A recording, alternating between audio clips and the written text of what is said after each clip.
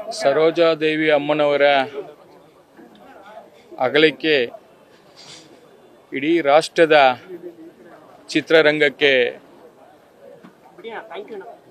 ನುಂಗಲಾರದ ತುತ್ತಾಗಿದೆ. ಈ ಒಂದು ಆಘಾತ ಬಹಳ ನೋವಾಯಿತು. ಅವರ ನಮ್ಮ ಒಡನಾಟ 25 ವರ್ಷಗಳಿಂದ ಇರತಕ್ಕಂಥದ್ದು. ಕಳೆದ 2 ದಿನಗಳ ಹಿಂದೆ ಕೂಡ ಅವರಿಗೆ ದೂರವಾಣಿ ಕರೆ ಮಾಡಿ ಹಿಂಗೆ ನಿಮ್ಮನ್ನು ನೋಡಬೇಕು, ಮಾತಾಡಬೇಕು ಅಂತ ಹೇಳಿದಾಗ ಅವ್ರ ಮಗಳು ಡಾಕ್ಟರ್ ಇಂದು ಅವರು, ಸರ್ 1-2 ದಿನ ಬಿಟ್ಟು ಬನ್ನಿ, ಅಮ್ಮನಿಗೆ ಹುಷಾರಿಲ್ಲ ಅಂತ ಹೇಳ್ತಾ ಇದ್ರು. ನಾನು ಮೊನ್ನೆನೇ ಬರಬೇಕಾಯಿತು, ಅವ್ರು ಹೇಳಿದ್ದಕ್ಕೆ 2 ದಿನ ಬಿಟ್ಟು ಹೋಗೋಣ ಅಂತೇಳಿ ಇದ್ದೆ.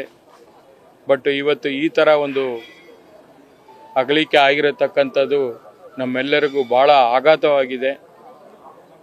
ಚಿತ್ರರಂಗದ ಒಂದು ಕಿರೀಟ ಮಣಿ ಅಂತ ಹೇಳಿದ್ರೆ ತಪ್ಪಾಗಲಾರದು. ಎಲ್ಲ ಭಾಷೆಗಳಲ್ಲಿ ಕೂಡ ನಮ್ಮ ದಕ್ಷಿಣ ಭಾರತದ ಭಾಷೆಗಳು ಅಭಿನಯ ಮಾಡಿರತಕ್ಕಂಥ ಎಲ್ಲ ಸ್ಟಾರ್ಗಳ ಜೊತೆಯಲ್ಲಿ ಕೂಡ ಮಾಡಿರತಕ್ಕಂಥ ಕನ್ನಡ ಚಿತ್ರರಂಗದ ಒಬ್ಬರು ಕ್ಯಾಪ್ಟನ್ ಆಗಿ ಏನೇ ಸಮಸ್ಯೆ ಬರಲಿ ಅದನ್ನು ನಿಭಾಯಿಸುವಂಥ ಶಕ್ತಿ ಅವರ ಒಂದು ಈಶ್ವರ, ಅವರ ದೈವಿಕ ಒಂದು ಭಕ್ತಿ ಏನಿತ್ತು, ಇವತ್ತು ಕೂಡ ಸೋಮವಾರ ಬಹುಶಃ